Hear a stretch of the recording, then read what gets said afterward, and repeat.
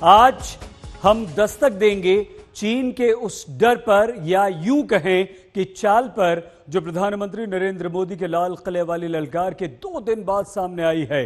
प्रधानमंत्री नरेंद्र मोदी ने लद्दाख पर तीखे तेवर दिखाए तो जवाब में चीन शांति का जाप करने लगा। लेकिन बड़ा सवाल यही है कि ये शांति राग कहीं साजिश की कोई नई आग तो नहीं है।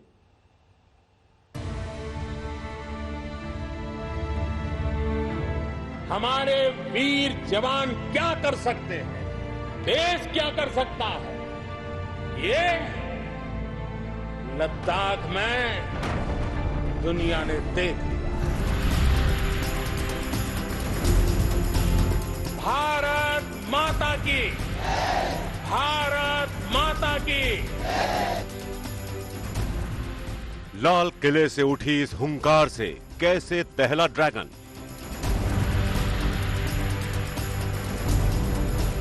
तीन 3,800 किलोमीटर दूर बैठे शी जिनपिंग की क्या हालत थी। मोदी के एलएसी वाले भाषण से चीन में कैसे मचा कोहराम।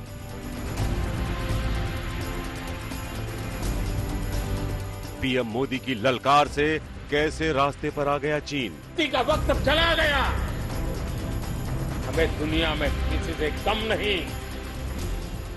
प्रधानमंत्री नरेंद्र मोदी ने लाल किले से 130 करोड़ हिंदुस्तानियों को बताया कि कैसे लद्दाख में चीन की धूर्तता और साजिश को नाकाम किया गया, तो दुनिया की बड़ी बड़ी शक्तियों के कान खड़े हो गए।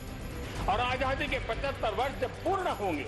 सवाल उठा कि प्रधानमंत्री नरेंद्र मोदी ने किसी साधारण रैली वैली में नहीं, बल्कि लाल किले की प्राचीर से चीन को उसकी हिमाकत के लिए खरी खरी सुना दी, तो चीन की प्रतिक्रिया क्या होगी।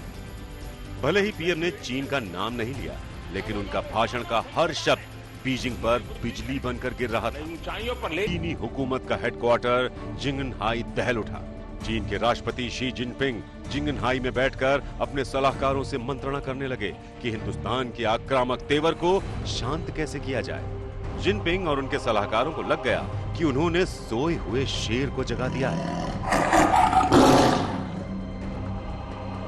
जिनपिंग को उस फैसले पर अफसोस होने लगा होगा कि क्यों 5 मई को एलएसी पर सैनिक खुराफात का हुक्म दिया था। वो अफसोस चीन के इस बयान के रूप में सामने आ रहा है। चीन के विदेश मंत्रालय के प्रवक्ता झाओ लिजियान का बयान आया है। हमने प्रधानमंत्री नरेंद्र मोदी के भाषण पर ध्यान दिया।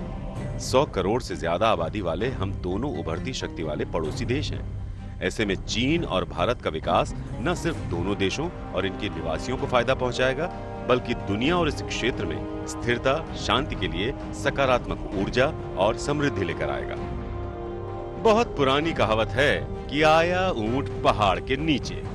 ये चीन का ऊंट हिंदुस्तान की सामरिक शक्ति के पहाड़ के नीचे तब आया जब भारत ने लद्दाख में एलएसी पर चीन को मुंह तोड़ जवाब दिया, जब भारत ने चीन की धमकियों को नजरअंदाज करके अपनी सेना झोंक दी, जब गलवान घाटी से चीनी सैनिकों को पीछे हटना पड़ा, जब दुनिया के तमाम देश भारत का कूटनीतिक समर्थन करने लगे, जब भारत ने चीनी सामान का बहिष्कार करना शुरू कर दिया।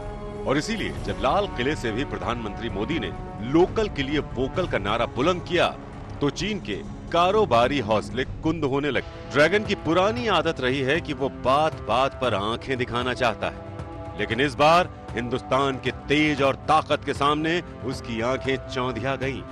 लाल किले से प्रधानमंत्री मोदी ने इशारों में ही जब चीन को बेनकाब कर दिया, तो सहमे हुए चीन का जवाब कुछ इस तरह आया है।